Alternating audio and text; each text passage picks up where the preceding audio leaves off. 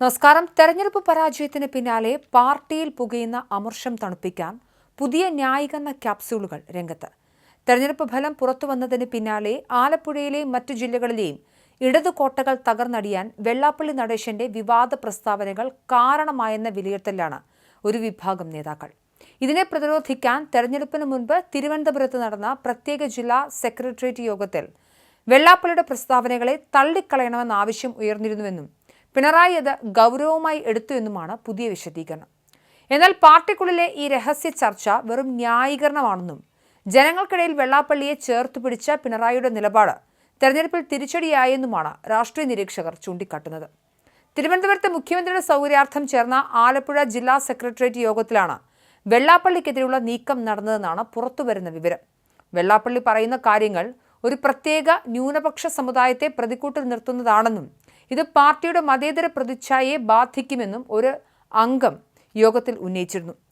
ഇതിനെ ശക്തമായി അപലപിച്ചില്ലെങ്കിൽ ന്യൂനപക്ഷ വോട്ടുകൾ അകലുമെന്ന് മുന്നറിയിപ്പ് നൽകി. എന്നാൽ അന്ന് ഈ വിഷയത്തിൽ മറുപടി നൽകിയ പിണറായി വിഷയം ഗൗരവമുള്ളതാണെന്നും പിന്നീട് ചർച്ച ചെയ്യാമെന്നും പറഞ്ഞ് ഒഴിഞ്ഞുമാറുകയായിരുന്നു. ഈ ഒഴിഞ്ഞുമാറൽ തന്നെയാണ് ഇപ്പോൾ പാർട്ടിക്കുള്ളിൽ വലിയ ചർച്ചയാകുന്നത്. മാതൃഭൂമിയാണ് ഈ വാർത്ത റിപ്പോർട്ട് ചെയ്യുന്നത്. യഥാർത്ഥത്തിൽ വെള്ളാപ്പള്ളി നടേശൻ ന്യൂനപക്ഷ വിരുദ്ധ പരാമർശങ്ങൾ നടത്തിയപ്പോൾ ഭരണത്തലവൻ എന്ന നിലയിലോ പാർട്ടി നേതാവ് എന്ന നിലയിലോ പിണറായി വിജയൻ പരസ്യമായ ഒരു പ്രതികരണവും നടത്തിയിരുന്നില്ല. പകരം വാർത്താ സമ്മേളനങ്ങളിൽ വെള്ളാപ്പള്ളിയെ സംരക്ഷിക്കുന്ന രീതിയിലുള്ള മറുപടികളാണ് അദ്ദേഹം നൽകിയിരുന്നത്.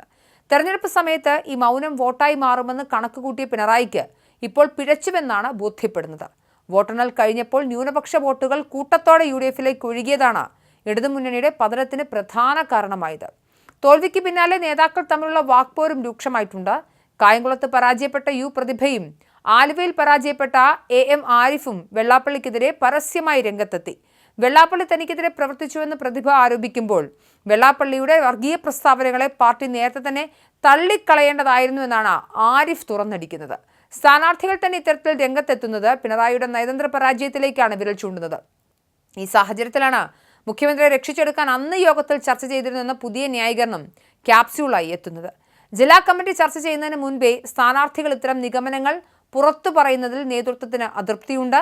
എന്നാൽ താഴെത്തട്ടിലുള്ള പ്രവർത്തകർക്കിടയിൽ മുഖ്യമന്ത്രിയുടെ നിലപാടുകളോട് വലിയ പ്രതിഷേധമാണ് നിലനിൽക്കുന്നത്. വെള്ളാപ്പള്ളിയുടെ വർഗീയ ചുവയുള്ള പരാമർശങ്ങളെ തള്ളിപ്പറയാൻ മുഖ്യമന്ത്രി കാണിച്ച വിമുഖത പാർട്ടിക്ക് വലിയ വില നൽകേണ്ടി വന്നുവെന്നാണ് പ്രവർത്തകർ പറഞ്ഞു വെക്കുന്നത്. ഇപ്പോൾ പുറത്തുവരുന്ന ഈ രഹസ്യ ചർച്ചാ വാർത്തകൾ പരാജയത്തിന്റെ ഉത്തരവാദിത്തത്തിൽ നിന്നും മുഖ്യമന്ത്രിയെ ഒഴിവാക്കാനുള്ള തന്ത്രം മാത്രമാണെന്നും അവർ കരുതുന്നു.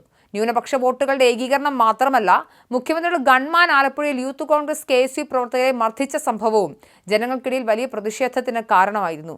ഈ വിഷയം പോലും ശരിയായി കൈകാര്യം ചെയ്യുന്നതിൽ പാർട്ടി പരാജയപ്പെട്ടുവെന്നും മുഖ്യമന്ത്രിയെ വിമർശിക്കുന്നവരെ മർദ്ദിക്കുന്ന ശൈലിയും വെള്ളാപ്പള്ളിയോട് കാണിച്ച വിധേയത്വവും ഇടത് വോട്ടുകളിൽ വലിയ വിള്ളലുണ്ടാക്കിയെന്ന ആക്ഷേപം ശക്തമാവുകയാണ്.